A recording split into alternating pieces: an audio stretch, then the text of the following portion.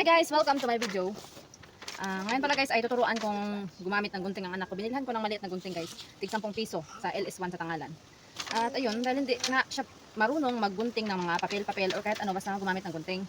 Hindi siya marunong. Ang problema talaga yun kasi sa school nila, kailangan nilang gumamit talaga ng gunting kasi naggugupit sila ng mga art paper. Siya lang talaga guys yung hindi makagunting sa classroom nila. At yun, ngayon yung tuturuan natin kasi nga parang sinasabi kasi ni ma'am niya na problema talaga yan na hindi si Matmat nakagunting. Dati kasi iniiwasan namin yan na tahawakin ng mga ganito guys. Mga matatalim kasi nga syempre may sakit siya, di ba? Madelikado sa kanya.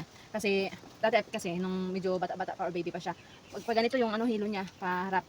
Ngayon nung nagkaedad siya or tumanda na siya ng konti, nagdagdagan yung edad, ay nag-ano siya guys, papunta lang sa likod yung hilo niya kaya natutumba na siya. Yung umat. At asin ang gunting mo. Duga ang gunting guys, kan? Ito yung gunting niya, na hindi niya magunting kasi malaki, sobrang laki guys, tapos matigas pa, medyo mabigat pa siya. Kaya ayan, ito na lang, try mo ito anak, ang kamay mo. Ngayon tuturuan ko guys. Nakailang turo na talaga ako nito guys, kasi nga kailangan talaga siyang makagupit. Ganito na mali, makarang buyat ang kamay, makarang ganito. Doon, yung buka, gunting na rin yung papel. Buka na yung makarang na. Doon, gunting na lang, gupitan na. Makarang na yung kipo. Makarang na, kipo dahil makarang na. Makarang na, tip. Doon, susublay, na. Doon, gunting na. Makano rayo gina close open.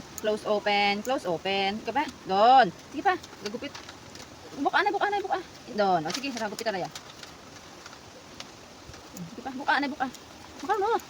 Ang kamay wala na doon. Sige, doon. Sige pa. Nara. Nara na. Buka na. Makano. Doon. Buka agad. Gapanin bang abi ka? Ano na buka. Sige, gupit na. Eh, butang sa punta ko. Agad mahugag mo doon. Sige. Ang alimat abi nagahugag. Sige pa. Sige, doon. Makaroon na lang. O, tapos ikaw buyat papel. O, buyat papel. O, sige, gunting rin yun. Sige pa. Dagid. Buka na eh. Doon. Balikan rin. Buyat papel. Buka. Kung dati guys, kung alam ko na agad na mayroong gunting na ganito maliit. Dapat binilhan ko siya para, syempre hindi naman delikado yung maliit na to eh. Maliit lang naman siya. Delikado kasi yung mga ganito, mga ba. Sige pa. Buyat papel. Aro gunting? Makarno, kamay ho. Kita may mamang kamay, makarno.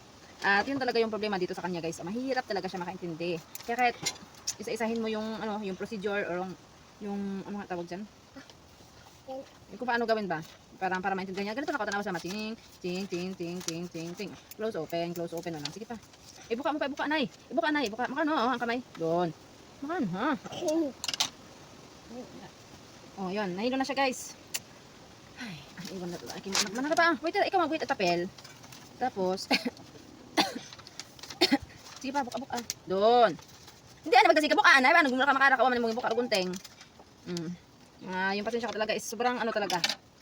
Mabilis ako mairita. Lalo na sa mga mahirap makaintindi ng mga person. Ama, ganito, makaroon mo. O, tanawang kamay ko man yun. Close open man lang. Ano na lisod yun mo maintindihan doon. Hindi magkakaroon. Pag ginasinaway mo, then imaw, hay, kapag ko amat nagsusulat siya tapos ina-erase ko sabi ko mali.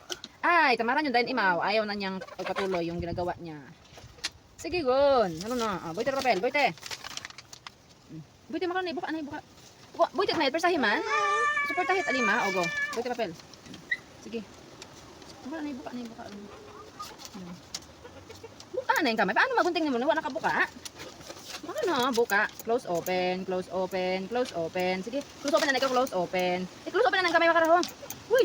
Close open. Di ka ba? Sige, guwan. Tamari man, abi, bisa. Karon dumalisod gid ah. Kaya paano mo naturan doon? Bisa gusto naman turan. Maubusan ka lang pasensya. Huwag ko lang magkamod mo uman tapos turuan ko lang mo uman. 2, 4, 6, 8. Hindi ko matanaw na. Dito na lang guys, maraming salamat sa inyong panonood. Abangan nyo na lang po yung more updates sa mga vlogs namin ni Matmat. At magta-try na naman ako ulit na mag-upload ng mga vlog, update. Ano ba yun? Parang na-stress ako, nagiging problema ko rin na ganyan kasi hirap siya. Parang nahihirapan siya makasunod sa mga classmate niya. Yung mga classmate niya, alam na magsulat ng mga letters, pero siya hanggang trace pa lang. Natapos niya nga yung baker dati na wala talaga siya maintindihan guys. Kasi dati, ngayon kahit paano mas okay siya kasi dati. Yung dati talaga guys, hindi talaga siya makaintindi. As in kahit anong turo namin sa kanya na para makasulat siya or Pero yung mga lines, vertical lines, horizontal lines, yun, naintindihan niya. Yung slanting line lang, yung mahirap sa kanya. Ngayon, nilalagyan ko na lang ng dots para i-trace niya. At yun, share ko lang po. Hanggang dito na lang. Maraming salamat. Bye-bye and God bless everyone.